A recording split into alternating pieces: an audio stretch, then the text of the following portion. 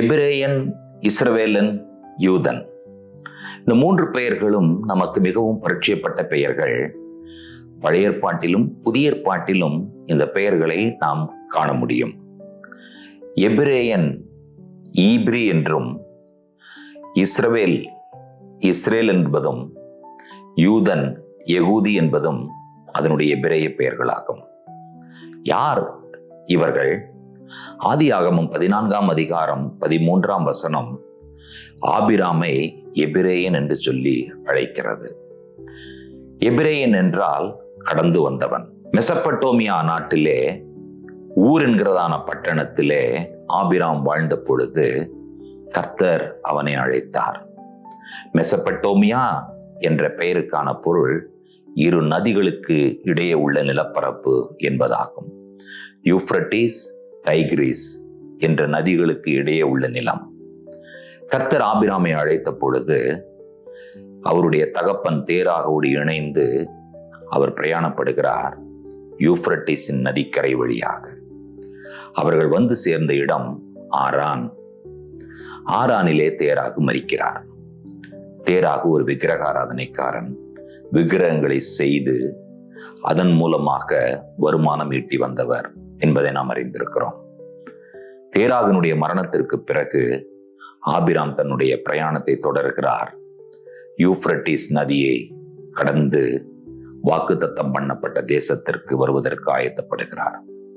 Euphrates நதியை கடந்து வந்தபடியினால் அவருக்கு ஈப்ரி என்ற பெயர் வழங்கப்படுகிறது. அதுவே எபிரேயன் என்று தமிழில் அழைக்கப்படுகிறது. நதியை கடந்தவன், விக்கிரகங்களை விட்டு, உலகத்தை விட்டு கர்த்தரை நோக்கி பிரயாணப்பட்டு வருகிறார். நதியை கடந்தவன் என்று சொல்லும் பொழுது அது ஞானஸ்நானத்திற்கான அடையாளமாக காணப்படுகிறது.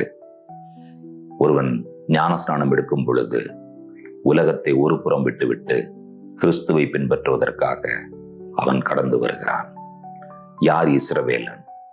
யாக்கோபிற்கு இஸ்ரவேலன் என்கிறதான பெயர் வழங்கப்பட்டது. யாக்கோபு யாப்போக்கு நதியை கடந்து ஒரு இரவு முழுவதும் தேவனோடு இணைந்து யாக்கோபினுடைய மாம்சத்தியமான மனிதனுக்கு விரோதமாக போராடி மேற்கொண்டான். ஆகையினால் அவனுக்கு பெயர் இஸ்ரவேலன். கர்த்தர் யாக்கோபினுடைய பெயரை மாற்ற நினைத்த பொழுது கர்த்தருக்கு யாக்கோபினுடைய பாட்டியினுடைய பெயர் ஞாபகத்திற்கு வருகிறது. அவளுடைய பெயர் சாராள். இஸ்ரவேல் என்பது சாரா எல் என்பதாகும். சாரா தேவனுடைய இளவரசி, எல் தேவன், இஸ் சாரா எல் தேவனுடைய இளவரசன். யார் இஸ்ரவேலன்? தேவனோடு இணைந்து மாம்சத்திற்கு விரோதமாக போராடி மேற்கொள்பவனே இஸ்ரவேலன். யாக்கோபினுடைய பிள்ளைகள் எகிப்து தேசத்திலிருந்து பிரயாணப்பட்டு யோர்தானை கடந்து கானானுக்குள் வருகிறார்கள். அவர்கள் யூதர்கள் என்று அழைக்கப்படுகிறார்கள். யூதன் என்ற பெயர் எபிரேயத்தில் யெகூதி என்று அழைக்கப்படுகிறது. யெகூதி என்பதனுடைய சரியான வியாக்கியானம் தேவனுக்கு நேராய் முகத்தை காண்பிப்பவன். இப்பொழுது ஆபிராம் யார்? அவன் ஒரு எபிரேயன், அதோடு கூட இஸ்ரவேலன், யூதனும் கூட. ஆபிராம் கடந்து வந்தபடியினால் எபிரேயன், போராடி மேற்கொண்டபடியினால் இஸ்ரவேலன், தேவனுக்கு முகத்தை காண்பித்தபடியினால் யூதன். யாக்கோபு யார்? யாக்கோபு நதியை கடந்து எபிரேயனாக, போராடி மேற்கொண்டு இஸ்ரவேலனாக, தேவனுக்கு நேராய் முகத்தை காண்பித்து யூதனாக காணப்பட்டார்.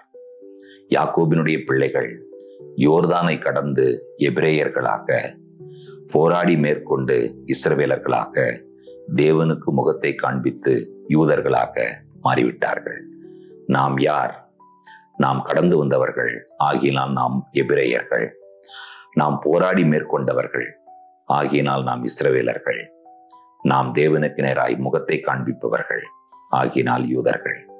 கர்த்தர் நம்மை எபிரேயனாக, இஸ்ரவேலனாக, யூதனாக தெரிந்தெடுத்திருக்கிறார். உள்ளத்தில் யூதனே யூதன், இருதய விருத்த சேதனமே விருத்த சேதனம் என்பதை அப்போஸ்தலனாகிய பவுல் ரோமருக்கு எழுதின நிருபம் 2ஆம் அதிகாரம் 28, 29 வசனங்களிலும் வாசிக்கிறோம்.